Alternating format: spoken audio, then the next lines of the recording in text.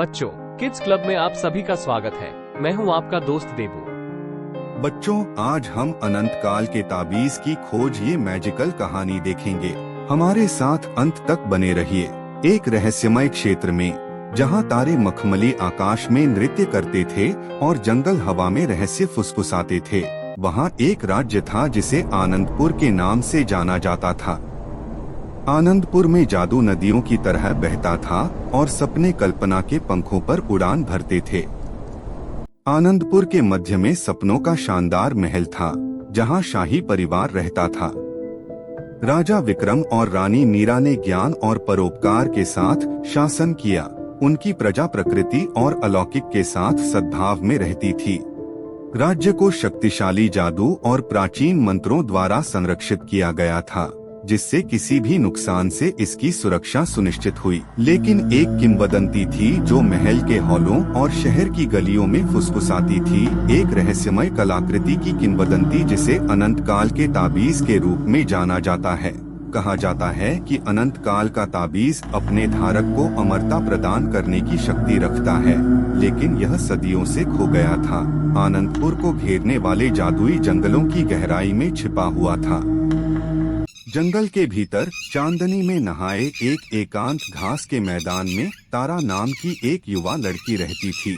तारा कोई साधारण लड़की नहीं थी, उसके पास एक दुर्लभ उपहार था, जंगल की आत्माओं के साथ संवाद करने और भूमि के माध्यम से बहने वाले जादू का दोहन करने की क्षमता। तारा को बचपन से ही प्राचीन पेड़ों और रहस्यमय प्राणियों से गहरा जुड़ाव महसूस हुआ था, जो जंगल को अपना घर कहते थे।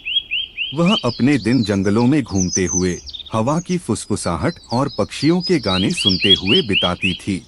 एक मनहूस रात, जब तारा तारों के नीचे नृत्य कर रही थी, उसके सामने एक झिलमिलाती आकृति प्रकट हुई। जंगल की एक आत्मा चांदनी और तारों की रोशनी में लिपटी हुई। तारा, आत्मा फुसफुसाई, उसकी आवाज युगों के ज्ञान से गूंज रही थी। समय आ गया है कि आप एक महान यात्रा पर निकलें।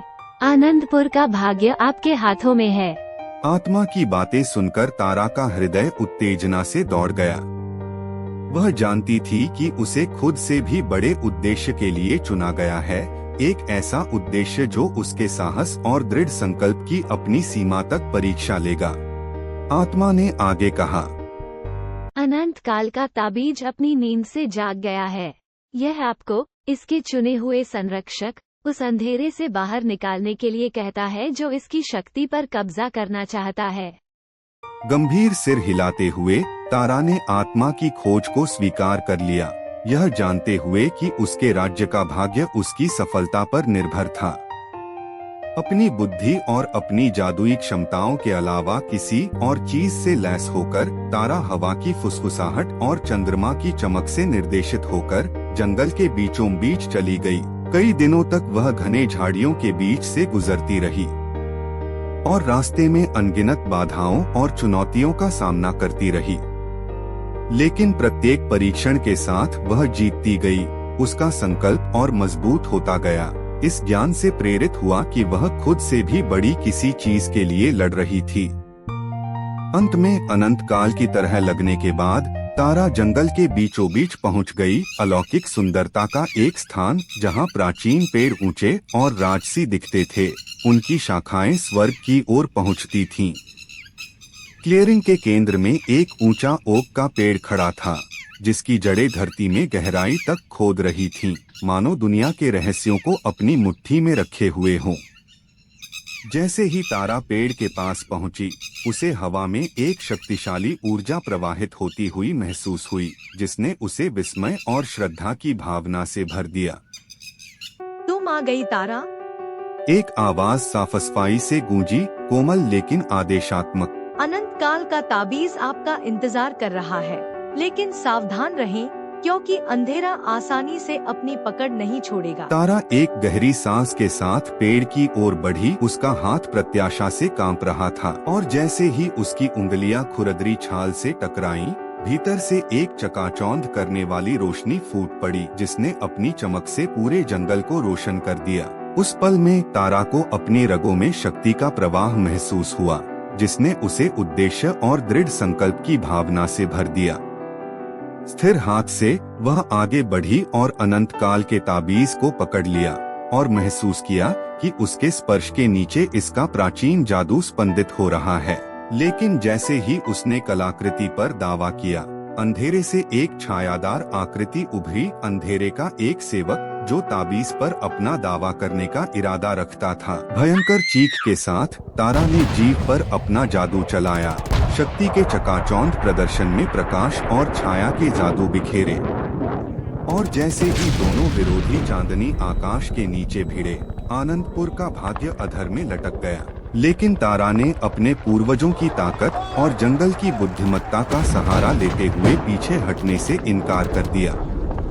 ऊर्जा के अंतिम विस्फोट के साथ उसने जादू की ऐसी धारा प्रवाहित की जिसने उसके प्रतिद्वंद्वी को प्रकाश की चकाचौंध कर देने वाली चमक में घेर लिया। जब आखिरकार रोशनी खत्म हो गई, तो तारा ने खुद को साफ स्थान पर अकेला खड़ा पाया। अनंत काल का ताबीज उसके हाथ में कसकर पकड़ा हुआ था। वह विजयी हुई थी।